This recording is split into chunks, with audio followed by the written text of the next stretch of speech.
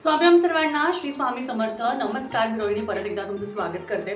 बघा, आज सकाळीच तुम्ही बघितलं असेल आपले जे गंगाळ पात्र आहे हे सगळे आज सिद्ध झालेले आहे. सिद्ध नाही म्हणणार मी, खरं तर अभिमंत्रित झालेले आहे. आणि हे जे गंगाळ पात्र आहे हे सगळे गंगाळ पात्र आज आपण पूजा करून विविध पद्धतीने याला मंत्रप्रोक्षण करून आपण तुम्हाला दिलेले आहे.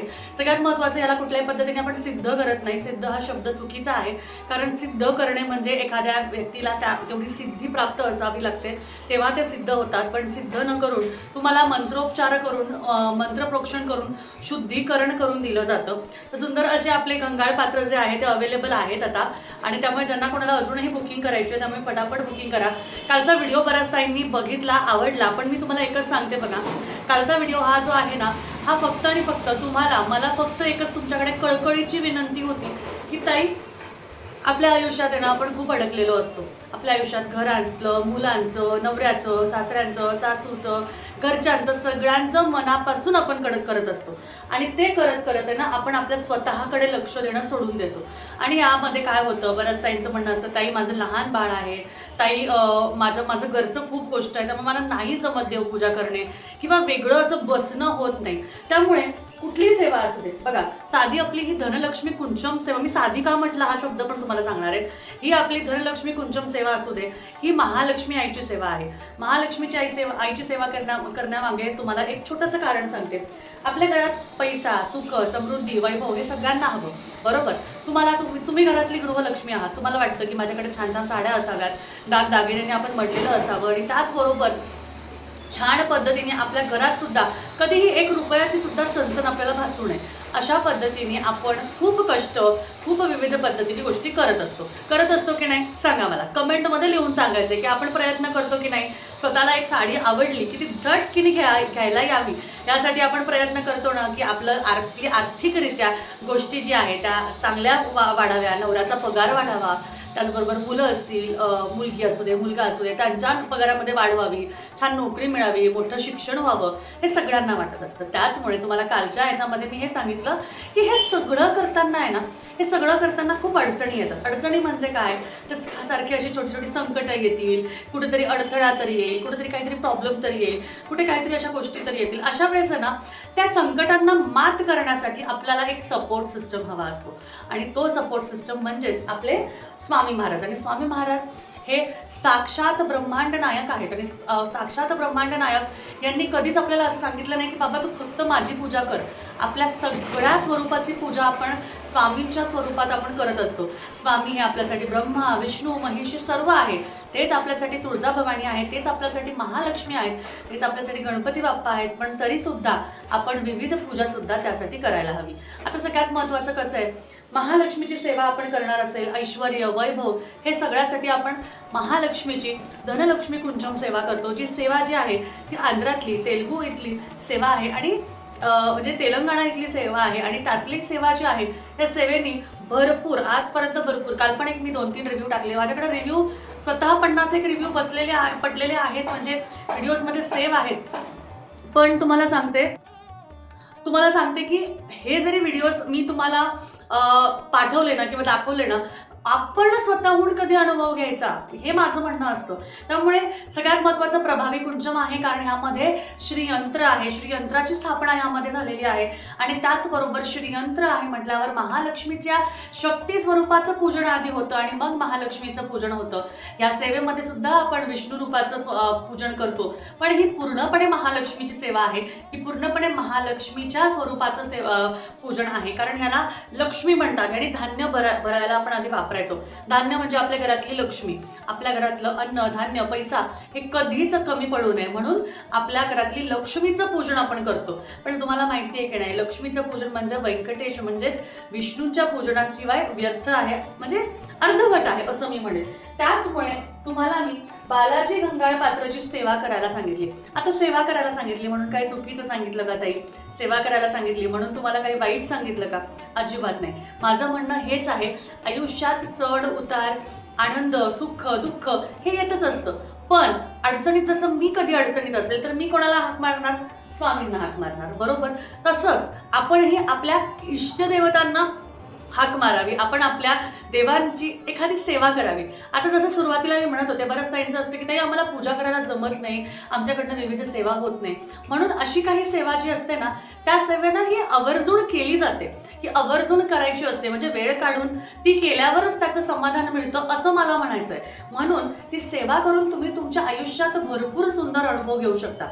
आणि देवाची सेवा सांगणं हे कुठल्याच पद्धतीत किंवा कुठल्याच शास्त्रात पाप नाही आहे. म्हणजे जर का एखाद्याने मला जरी सांगितलं ना की रोहिणी तू हे 5 दिवसाचं कर बरं का, आनंदाने करेल मी, कारण ह्यानी मला काय मिळणार आहे, माझ्या आयुष्यात सुख, समृद्धी, वैभव आणि त्याचबरोबर समाधान मिळणार आहे. त्यामुळे धनलक्ष्मी कुंचम सेवा असू दे किंवा गंगाळपात्र सेवा असू दे, ही सेवा माता लक्ष्मी आणि विष्णू भगवानांची आहे, जिथे ज्यांचं आपण म्हणू शकतो की मूळ हे साऊथमधलं आहे, म्हणजेच तेलंगणा किंवा आपल्या आंध्रामधलं आहे. म्हणून तिथे याचं नावं वेगळी आहेत, सेवा वेगळी. म्हणून आपण ही सेवा जर इकडे केली तर काही वाईट होणार आहे का, तर अजिबात नाही. तर धनलक्ष्मी कुंचम सेवा ही माता लक्ष्मीच्या साठी आपल्याला करायची आहे, ज्याने आपल्याला आपल्या पत्रिकेतलं शुक्रग्रह जो आहे तो ॲक्टिवेट होतो. कारण एखाद्याला शुक्राचा दोष असेल तर महालक्ष्मीची पूजा करायला सांगतात. एखाद्याला जर का गुरूंचा दोष असेल किंवा म्हणजे गुरुग्रहाचा दोष असेल तर तेव्हा त्यांना गुरुग्रहाचे मंत्र किंवा गुरुमंत्र जपायला सांगतात. अशाच पद्धतीने आपण ज्या गोष्टीवर आपण आहोत, म्हणजे आपण आपल्याला ज्या गोष्टी हव्या आहेत त्या गोष्टींचं पूजन, म्हणजे त्या गोष्टींच्या बद्दल आपल्याला विविध स्वरूपात पूजा करायची असते. आता मार्गशीर्ष होऊन गेला, आपण लक्ष्मीचं पूजन का केलं, तर दरवर्षी मार्गशीर्ष महिना हा विशेष लक्ष्मी पूजनासाठी मांडलेला आहे, बरोबर. म्हणून कोणतीही पूजा असू दे, कोणतीही आराधना असू दे, कोणतीही उपासना असू दे, ही त्या विशिष्ट कारणासाठी केली जाते. आणि त्याचमुळे मी तुम्हाला धनलक्ष्मी कुंचम सांगितली, ती म्हणजे माता लक्ष्मीची पूजा करण्यासाठी आहे, माता लक्ष्मीचं विविध पूजन करण्यासाठी आहे. आणि त्याचबरोबर गंगाळपात्र सेवा म्हणजेच विष्णू भगवानांची, म्हणजेच विष्णू भगवानांच्या स्वरूपाची, म्हणजेच व्यंकटेश बालाजींची सेवा आहे, ज्या सेवेने बऱ्याच जणांचे संकट, म्हणजे आर्थिक संकट असू दे किंवा कुठलेही संकट असू दे, त्यातून त्यांना बाहेर पडायला मार्ग मिळतो. आणि एखाद्या व्यक्तीला जर एखाद्या सेवेतून मार्ग मिळत असेल, त्यातून त्याला बाहेर पडता येत असेल, तर ती सेवा का करू नये. उलट देवाचं नावच घ्यायचं आहे, देवाचं नामस्मरणच करायचं आहे, दुसरं काही तर वाईट आपल्याला करायचं नाही आहे. त्यामुळे धनलक्ष्मी कुंचम सेवा असू दे किंवा गंगाळपात्र सेवा असू दे, कोणतीही सेवा करण्याआधी शंका मनात आणायची नाही की यांनी नक्की होईल का, यांनी घडेल का, यांनी माझी इच्छा पूर्ण होईल का.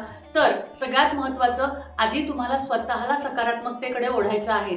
स्वतः आधी निगेटिव्ह झाला आहेत ना, त्याला पॉझिटिव्ह वेमध्ये न्यायचं आहे की नाही हे होणार आहे. त्यामुळे स्वतःला नेगेटिव्हिटीमधून बाहेर काढायचं आहे, सकारात्मक ऊर्जा तयार करायची आहे. आणि त्यानंतर जेव्हा तुम्ही सकारात्मक व्हाल ना, तेव्हा अख्खं जग सकारात्मक दिसेल आणि तुमच्या बाबतीतही गोष्टी तशा घडायला लागतील. त्यामुळे काय होतं, आपण जेव्हा निगेटिव्ह विचार करतो ना किंवा नकारात्मक विचार करतो ना, आपल्या आजूबाजूलाही तसंच घडत असतं. पण जेव्हा तुम्ही स्वतःचं शुद्धीकरण करता, जेव्हा तुम्ही स्वतःला सकारात्मकतेकडे ओढता, तेव्हा तुम्हाला गोष्टी सुद्धा चांगल्या होताना दिसतात. चांगलं वाईट हे असायलाच हवं, कारण एकाच बाजूला जर राहिलं तर दुसरी बाजू कळत नाही. म्हणून दोन्ही गोष्टी असायला हव्या. पण त्यातून बाहेर कसं पडायचं, त्यातून आपले मार्ग कसे काढायचे, ह्याच्यासाठी आपल्याला आपल्या इष्टदेवतांचं, आपल्या कुलदेवतांचं, आपल्या देवतांचं पूजन करायलाच हवं. त्याचमुळे काय होतं ना, रोजच्या जीवनामध्ये, या सगळ्या धकाधकीच्या जीवनामध्ये असं बसून सेवा वाचन, आता 3 अध्याय सुद्धा बरेच जणांचे स्वामी सारामृताचे होत नाही. त्यामुळे अशा काही सेवा ज्याच्यातून तुम्हाला लाभच होणार आहे, पण नुकसान काही होणार नाही. पण हो, सेवा करून तुम्ही तुमच्या आयुष्यामध्ये, तुमच्या त्या पालड्यामध्ये, म्हणजे तुम्ही तुमचं जे काय आहे उपभोगच घेताय की चांगल्या गोष्टींचं, किंवा तुमच्या कर्माचा तुम्ही चांगला साठा निर्माण करताय, म्हणून तुम्ही या सगळ्या सेवा करायला हव्यात. त्यामुळे गंगाळपात्र सेवा ही महालक्ष्मी ची नसून बालाजींची सेवा आहे. तर ह्यामध्ये आपण विष्णू स्वरूपाचं पूजन करतो. आणि त्याचबरोबर आपल्याकडील जे धनलक्ष्मी कुंचम आहे, जे पारंपरिक आहे, आणि त्याचबरोबर त्यामध्ये श्रीयंत्र आहे. श्रीयंत्र असल्यामुळे देवी शक्तीची पूजा आपण करतो. आणि शक्तीची पूजा केल्यानंतर, शक्ती म्हणजे काय, तर शक्ती म्हणजे सगळ्या स्वरूपांची पूजा, आणि त्यानंतर महालक्ष्मीची पूजा, अशा पद्धतीने ह्या सगळ्यांचं पूजन आहे. तुम्हाला काहीही जरी अजून प्रश्न असतील ना की ताई हे कसं काय, असं कसं काय, इतर काहीही प्रश्न असतील ना, गंगाळ पात्रानिमित्त किंवा कुंचम सेवेबद्दल, तर नक्कीच तुम्ही कमेंटमध्ये मला विचारू शकता. आणि काहीही अभिप्राय असेल ना 100% कमेंट करायची आहे. पण हो, कमेंट जर दुसरं काहीही नसेल ना, तर फक्त आपल्या स्वामींचं नाव घ्यायचं आहे. तेवढं जर घेण्याचा तुम्हाला वेळ नाही आहे तर प्लीज असं करू नका. आपण दिवसभरात एकदा तरी नामजप, एकदा तरी नामस्मरण करायला हवं. मग नाही ना आपल्याला माळ घेऊन करता येत, कमेंट्समध्ये करावं. ठीक आहे, चला भेटूया परत. श्री स्वामी समर्थ. पण हो, व्हिडिओजवर आपल्या चॅनलवरचे व्हिडिओज आवडत असतील तर नक्कीच सबस्क्राईब करायचं आहे, व्हिडिओला लाईक करायचं आहे, छोटीशी कमेंट, एक छान स्वामींचं नाम तुम्हाला कमेंटमध्ये लिहायचं आहे आणि पुढचे व्हिडिओज बघण्यासाठी दिलेल्या बेलवर क्लिक करून नोटिफिकेशन ऑन करायची आहे. भेटूया परत. श्री स्वामी समर्थ.